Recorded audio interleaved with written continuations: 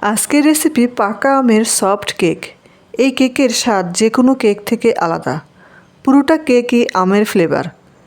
আশা করছি আজকের এই সহজ কেকের রেসিপিটা ভালো লাগবে সবার কাছে। যারা এখনও পাকা আম দিয়ে কেক তৈরি করেননি, এই রেসিপি দেখে বানিয়ে নিতে পারেন। চলুন দেখে আসি আমাদের এই সফট কেক তৈরি করতে কী কী লাগবে। প্রথমে একটা বাটিতে নিয়ে নিচ্ছি 2টো ডিম, 1/4 কাপ নিচ্ছি চিনি আর 1/4 কাপ তেল, সেই সাথে 1/4 কাপ নিচ্ছি আমের পিউরি। আর এখন এই মিশ্রণটাকে মিশাতে অনেকটা ফোমের মতো বানিয়ে নিতে হবে। আমি হ্যান্ডউইচ দিয়ে একটু সময় নিয়ে করে নিচ্ছি, তবে কারো হাতের কাছে যদি ইলেকট্রিক বিটার থাকে তাহলে ইলেকট্রিক বিটার দিয়ে করে নেবেন।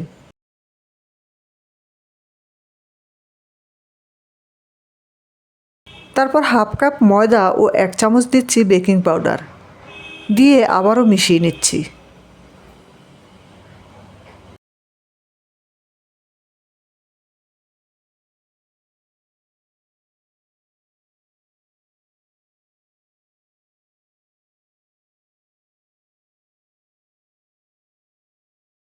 তারপর 1 পাউন্ডের একটা মোল্ড নিয়েছি, আর এর মধ্যে আমি আগে থেকে অয়েল ব্রাশ করে বাটার পেপার দিয়েছি। এবার কেকের মিশ্রণটা ঢেলে দিচ্ছি।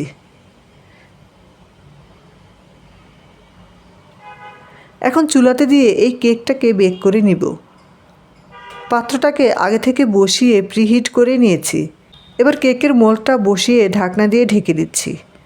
ঢাকনাতে যে ছিদ্রটা আছে সেটাও বন্ধ করে দিচ্ছি। আর এখন অপেক্ষা করছি 30 মিনিটের মতো। 30 মিনিট পর আমাদের কেকটা হয়ে গিয়েছে। এবার কেকটা চুলা থেকে নামিয়ে ঠান্ডা করে নিচ্ছি। আর ততক্ষণে আমরা একটা আমের পিউরি তৈরি করে নিব। আমি এখানে 2টো পাকা আম নিয়েছি। তারপর এটাকে মাঝ বরাবর কেটে ছোট ছোট টুকরো করে নিয়েছি। তাহলে আমাদের আমের পিউরিটা করতে অনেক সহজ হবে।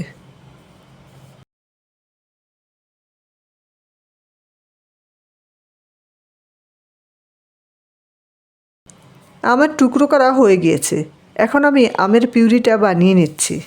এবার চুলাতে প্যান বসিয়ে 1/4 কাপ দিয়ে দিচ্ছি চিনি, আর সেই সাথে ম্যাঙ্গো পিউরিটাও দিয়ে দিলাম। 1 চামচ দিচ্ছি আগার আগার পাউডার। এবার এটাকে কিছুক্ষণ জাল করে নিতে হবে।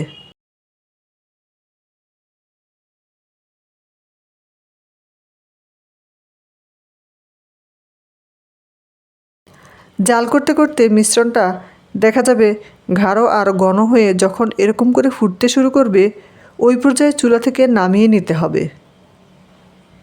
আর এই আমের পিউরিটা আমরা এখন কেকের উপরে ঢালবো। এবার যে কেকটা বানিয়ে রেখেছিলাম সেটাকেও ঢেলে নিচ্ছি। যে বাটার পেপারটা দিয়েছিলাম সেটাকে তুলে নিচ্ছি। উপরে যে ম্যাঙ্গো পিউরিটা রেডি করেছিলাম সেটা দিয়ে দিব।